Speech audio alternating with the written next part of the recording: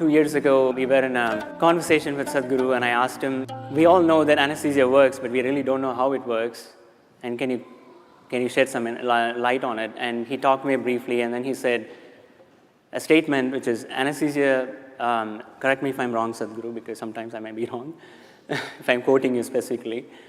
Anesthesia cannot touch consciousness. It can only take away memory. I was blown away by that answer because that's not the way we think consciousness of. And maybe I thought several days I've had sleepless nights thinking about maybe it's time for us to redefine the term consciousness itself. And having gone through several programs with him, I think some glimpses here and there to know that there's much more than what we know of. That's how this started.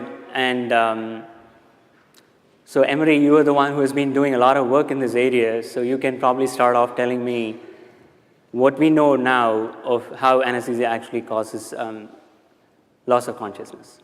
Okay, so I'll start. And so again, it's a pleasure to share the stage with Sadhguru and with Nico.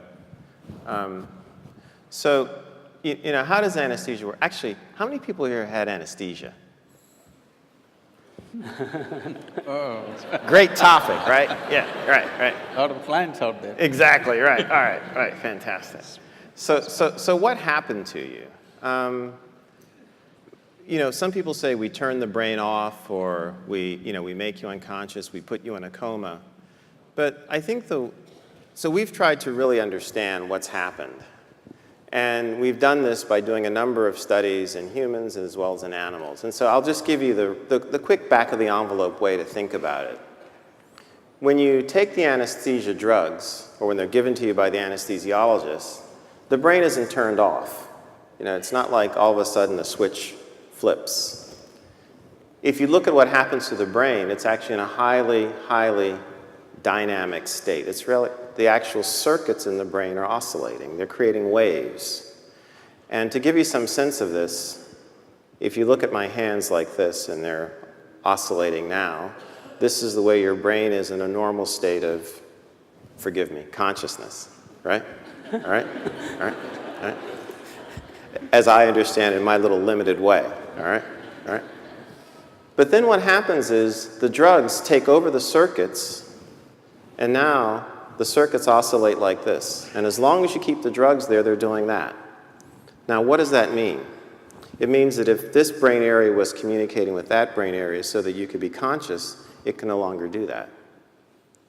When you turn the drugs off, the brain returns. As long as you keep the drugs on, it does this. It creates these oscillations. It's very much like this YouTube video, which I'm sure some of you have seen, where you have a bridge in Tacoma, Washington. I don't know if you've seen this, the bridge in Tacoma, Washington. And all of a sudden, you know, it starts to oscillate in a perfect sine wave, just like this. And no traffic can go across the bridge. It's the same thing that happens under anesthesia. And what happens is that these oscillations, because they're so strong, they take over the brain, they're not natural. And you remember one of the things that Bala mentioned was that after anesthesia, our brains often don't work the way they did beforehand. So now you can see if you've been in a state like this for 4 hours, 6 hours, 8 hours, and you know, look, I got my AARP card about 12 years ago myself, so I'm in that category too, right?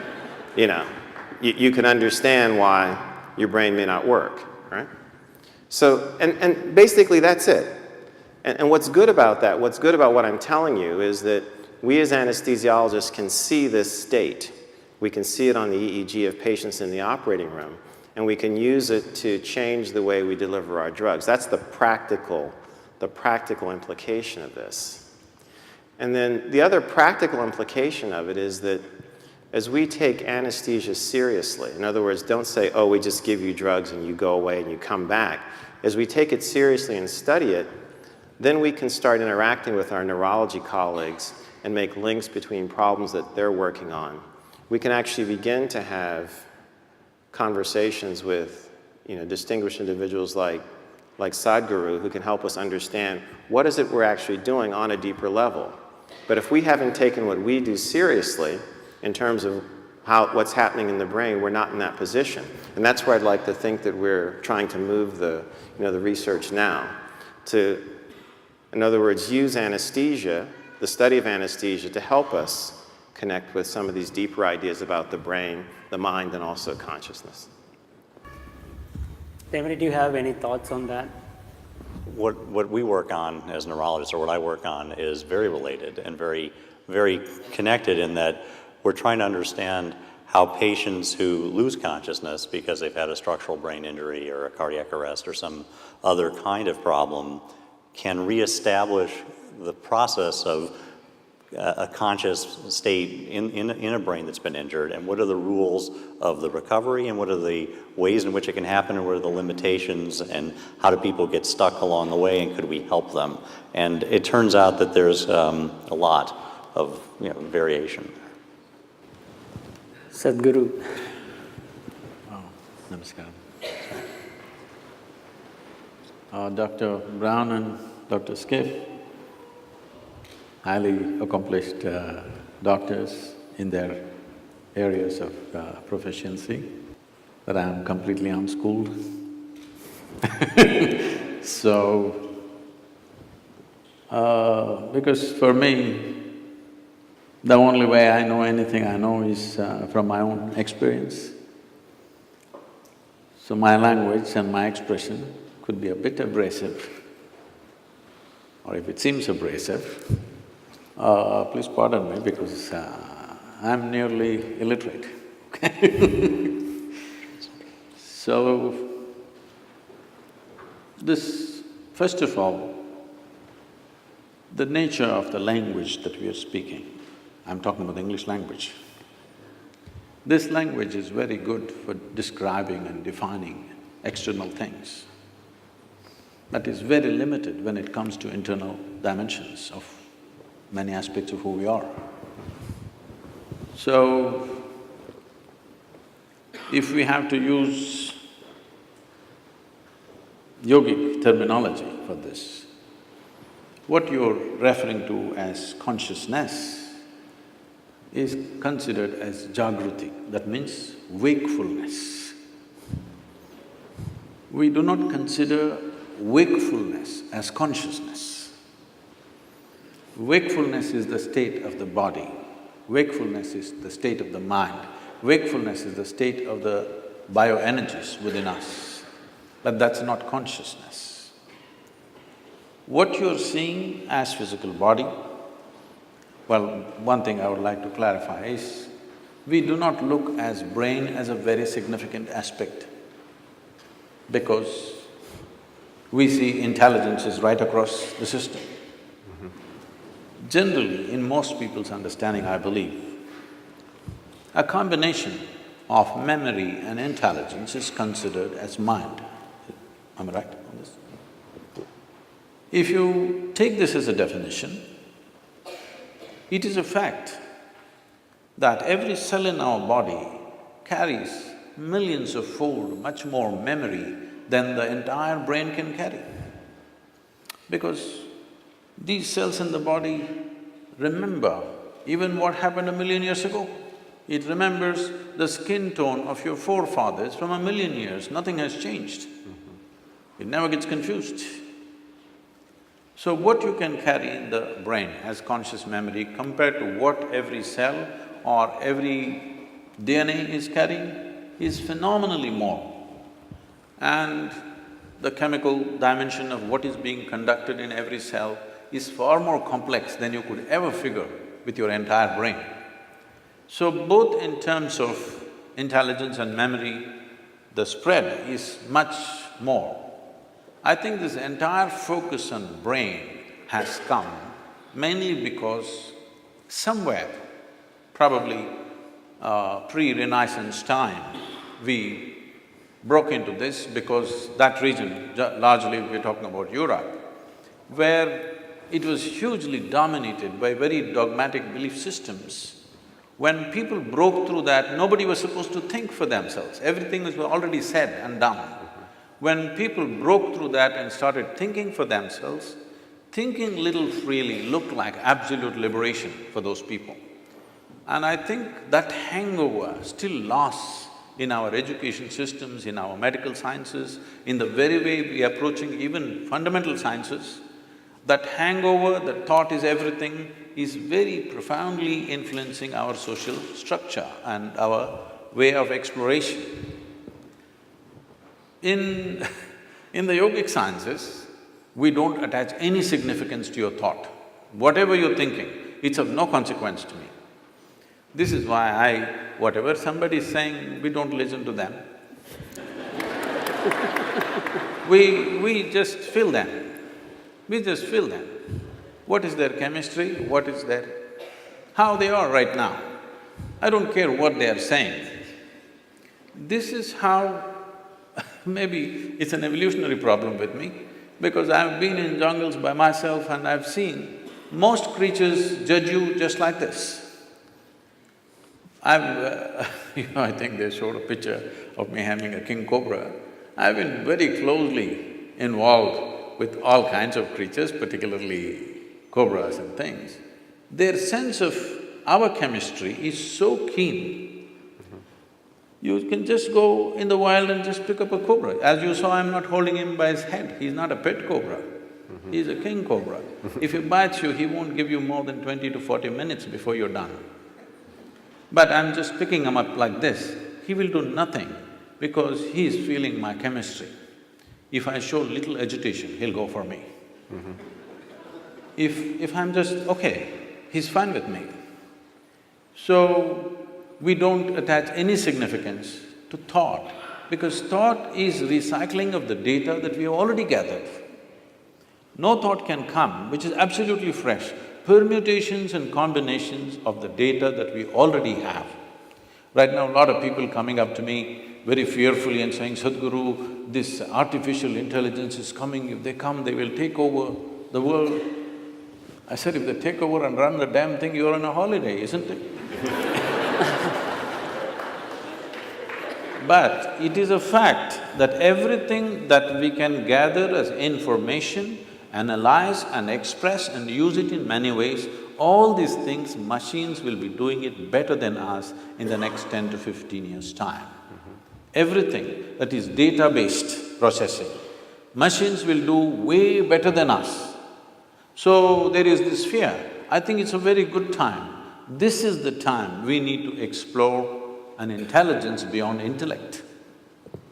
Because we have become so intellectual, we have become so brain-oriented in our approach to everything. As you rightly said, nothing is really turned off, we've just broken the communication. After all, the purpose is to go through something which is generally extremely painful without pain. That is how the entire anesthetic science has come up. So, you're just breaking the communication and that's not happening, it serves that purpose. So, being wakeful and being conscious are two different things. If we… is it okay if I take a few minutes? This is described like this. For wakefulness, we have a word called Jagrati. Jagrati means you're awake. If 10 people, let's say we take sample of 10 people, they all fell asleep, don't do it, okay? They all fell asleep and they came awake. When they come awake, all of them will not be equally awake. One person may be instantly awake, another person may take 2 minutes, as you have noticed with anesthesia also. Sure. Another person will take an hour to wake up, another person needs a strong coffee, otherwise she won't wake up. Am I right? Like this. Different levels of wakefulness is also there. Professors must have noticed. Yes. In fact, the first few minutes of the day can be like that. Different levels of wakefulness in a classroom. So, this is Jagrati. So, we are calling wakefulness as consciousness? No. The next dimension of consciousness is called swapna. This means a dream state. A dream state is far more vivid than wakeful state for most human beings. It's like going to a cinema. If you go to a cinema, the key factor of the impact of the cinema on you is turning off the lights. This is something most people don't understand. If you don't turn off the lights, cinema will be no good, it doesn't matter how well it's made. Turn on the lights and watch the cinema, you will see a great cinema becomes nothing. So turning off the lights is important. So turning off the lights in our experience is the eyelids, you down the shutters, the world is off. Now you start your own world. So dream state is like a cinema, it's far more impactful. People love their cinema stars more than the people that they've lived with for 25 years. But they have not even seen them, all they saw was play of light and sound. But that is far more impactful simply because lights are off. So, eyelid is that, if you roll it down, lights should be off, world should be closed. But right now, the problem is this mental faculty has not been taken charge of, so it's running wild all the time with eyes closed. So this dream state is considered a more powerful state than Jagriti. Jagriti or wakefulness is important for performing action in the world. But for human consciousness, in terms of profoundness of experience, dream is always more profound than walking on the street. Yes, most of you have experienced this. The next state is called as Susupti. Susupti means it is a dreamless state.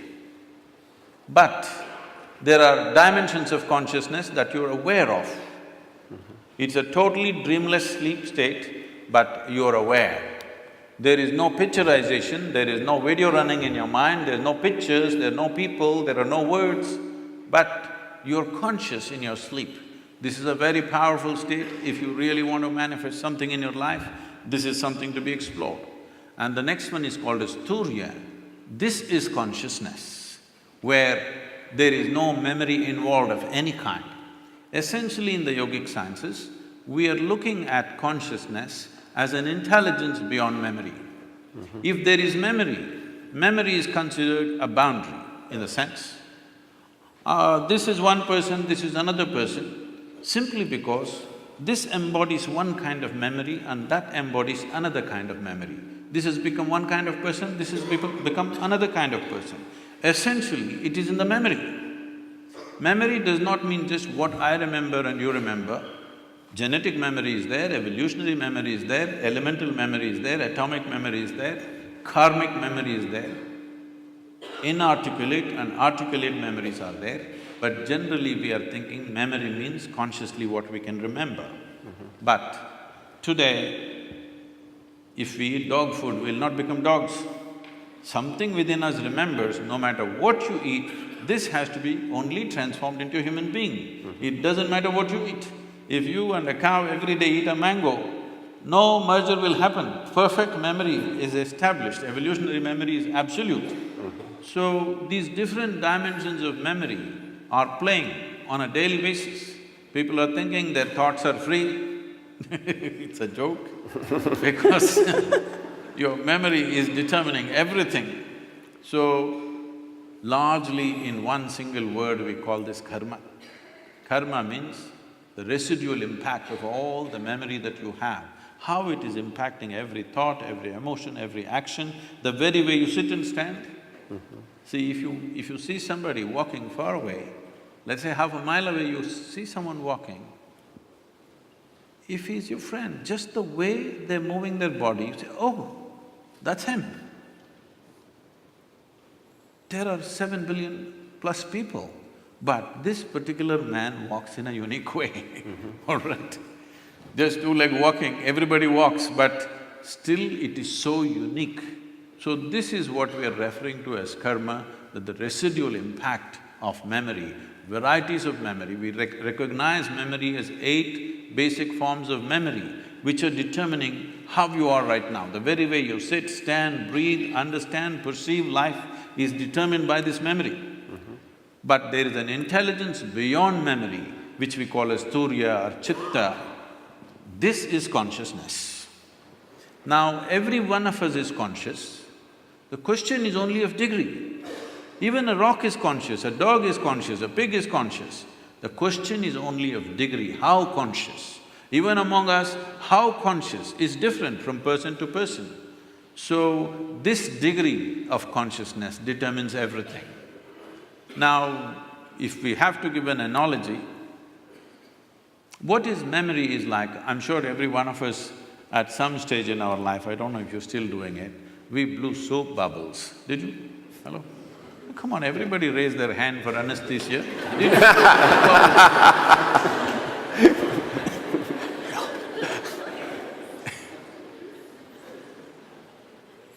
So, when you blow a soap bubble, the soap part of it, which is very little, just a tiny drop, the large part of it is air that it captures.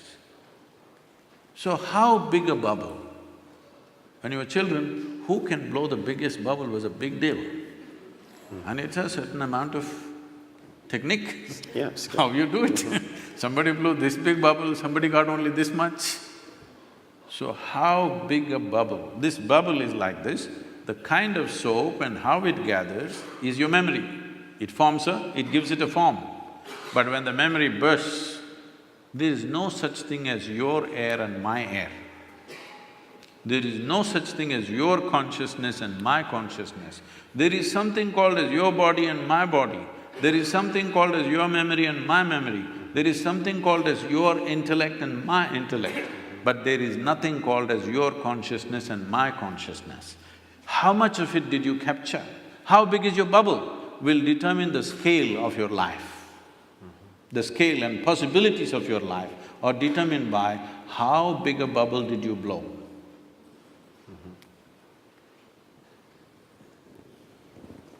Okay.